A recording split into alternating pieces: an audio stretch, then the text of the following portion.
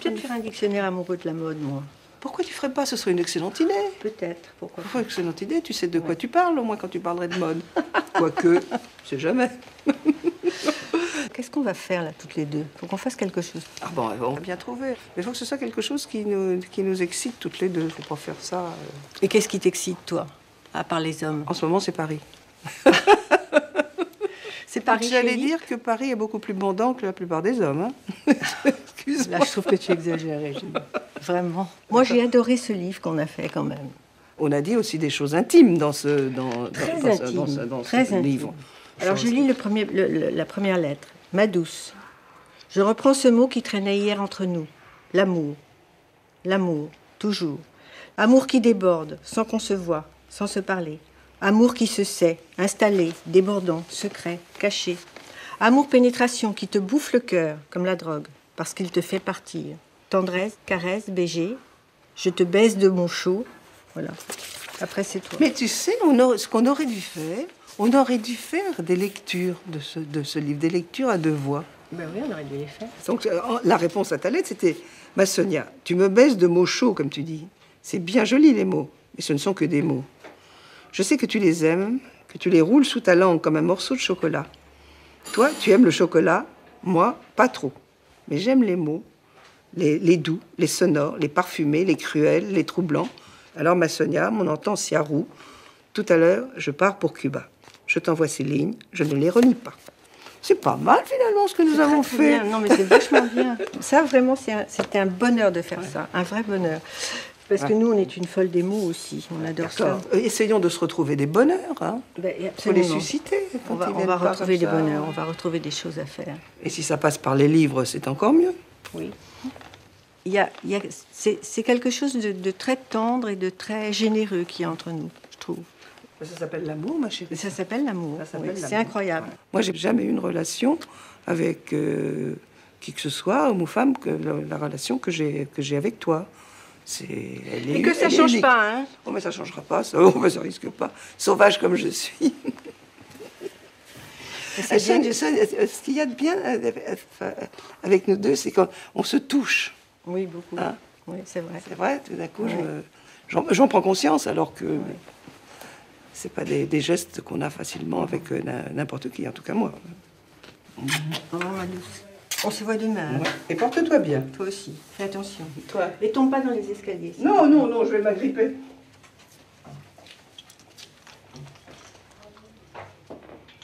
Oui, entrez.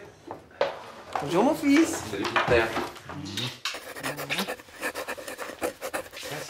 Merci. Alors, Bah, la vie est belle, regarde, il y a du soleil.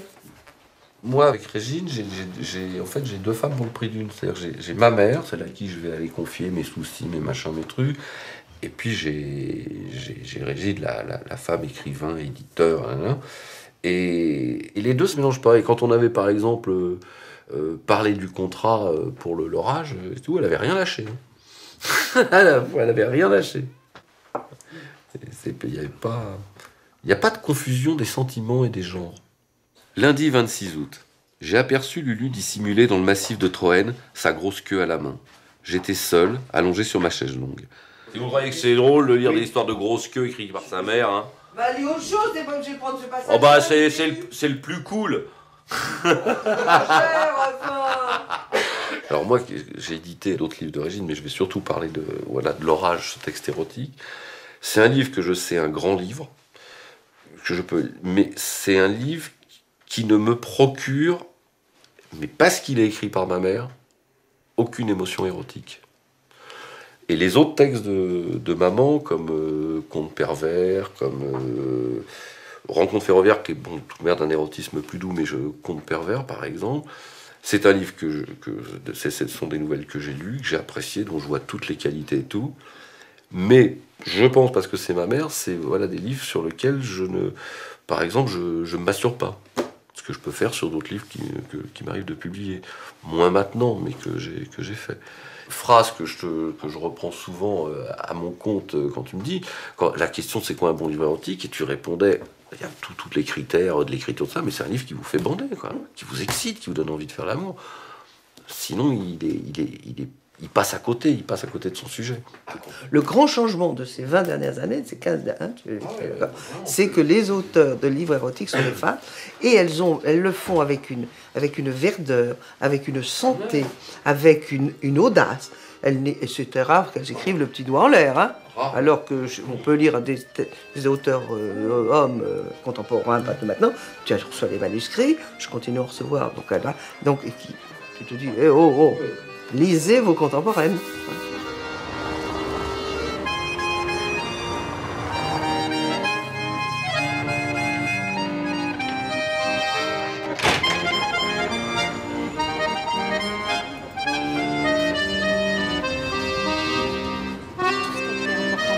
Ses détestations, ses amours.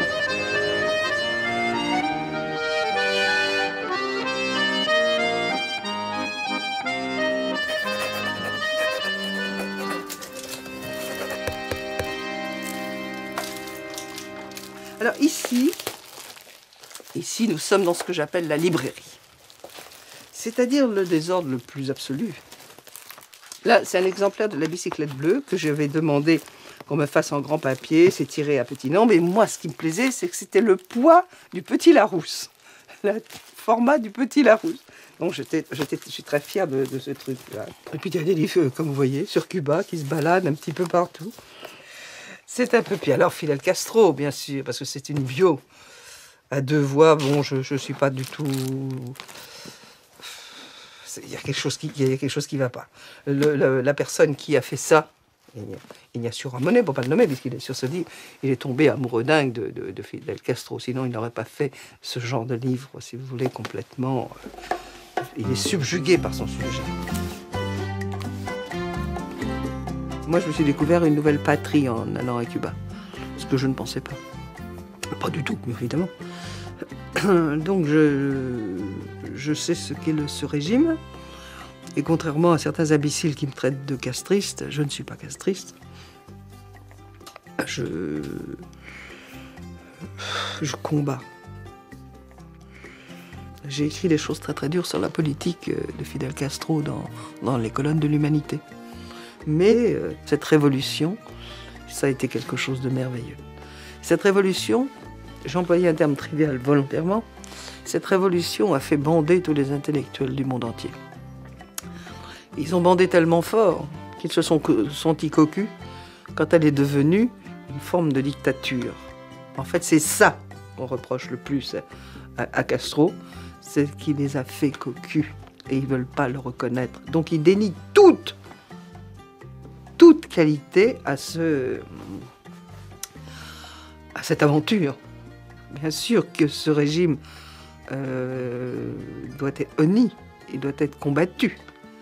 Mais ce que Fidel a apporté au peuple cubain, il ne faut pas le nier.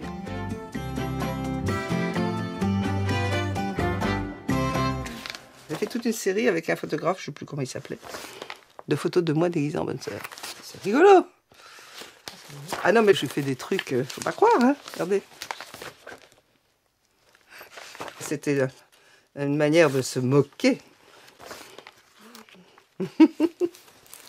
Là, c'est mon enfer, c'est-à-dire le rayon de livres érotiques. Il y a un petit peu de tout. Oh, mais qu'est-ce qu'il y a? Il y a un livre que j'aime bien ici. La philosophie dans le boudoir de Sade, qui est un des textes les plus redoutables qui soit. Hein. Parce que Sade, c'est le règne de l'anarchie par le sexe. Ce n'est pas simplement du libertinage, c'est pas simplement un livre érotique, pornographique ou tout ce qu'on voudra. C'est, je sais pas, c'est un livre très très très dérangeant. Il faut le lire, mais c'est un livre à lire avec précaution. Quant à la littérature, mise à part quelques publications érotico-commerciales douteuses, elle fait l'objet de l'attention particulière de la censure officielle. Ainsi, Régine Deforges a-t-elle été privée de ses droits civiques en même temps qu'elle voyait interdire 80% des livres qu'elle éditait. En février 1968, je publie mon premier livre d'éditeur, qui était un livre clandestin d'Aragon, qui s'appelle Le Conte d'Irène. Et chez Hachette, puisque c'est donc Hachette qui avait accepté de distribuer ce livre, ah non, mais non, le Comte d'Irène, on ne peut pas. Ah non, le Comte d'Irène, on ne peut pas. Appelez ça Irène. Alors déjà, moi, je freine un petit peu. Enfin, c'était ça ou rien. Donc, mon premier et unique acte de censure, je l'ai commis avec mon premier livre. J'ai honte. Parce que j'aurais dû résister et dire non. Mais j'étais encore trop ignorante d'un certain nombre de choses, donc j'ai accepté. Ça s'est donc appelé Irène, sans nom d'auteur. Ça n'a pas empêché, 48 heures après sa publication, que la police vienne saisir le stock. Et donc, moi, tout d'un coup, je n'ai pas compris. J'ai vécu ça comme avec un grand sentiment de colère, d'injustice. Je me disais, c'est pas possible. Pas en France, pas le pays des droits de l'homme. C'est pas possible qu'on interdise un livre pour ces raisons-là. Alors, je me souviens, j'avais dit des choses à l'époque. Je disais, mais enfin, où est l'obscénité ? Moi, je publie des livres qui peuvent donner envie aux gens de faire l'amour. Tandis que François, c'était le grand hebdo de l'époque, c'est pour ça que je dis François.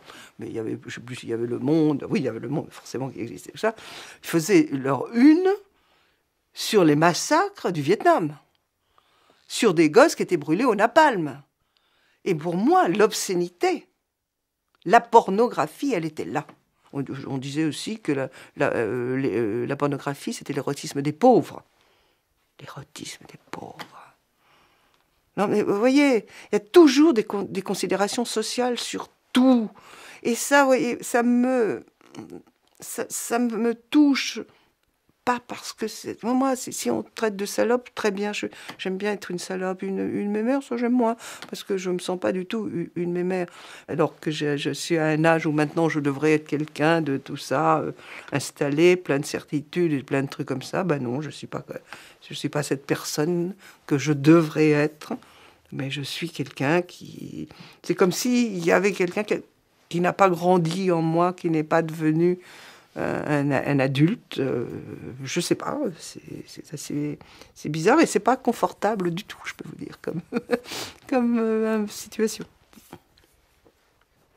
J'adore les poupées en chiffon. Ça, c'est moi. C'est ressemblant? Ça va? Avec les chaînes, parce que je porte souvent des chaînes, des trucs comme ça. Là, ça, c'est Sonia Riquel. Hein? Donc, on a des choses à voir. Donc, vous voyez, les deux copines, là. Et entre les deux,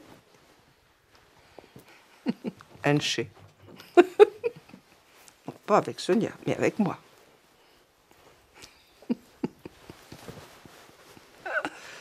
Et là, est-ce que j'ai une culotte, moi? Ah, non. Mais voyez, ça correspond un petit peu à ma vie. C'est pas sérieux, tout ça. C'est pas sérieux. Mais c'est amusant.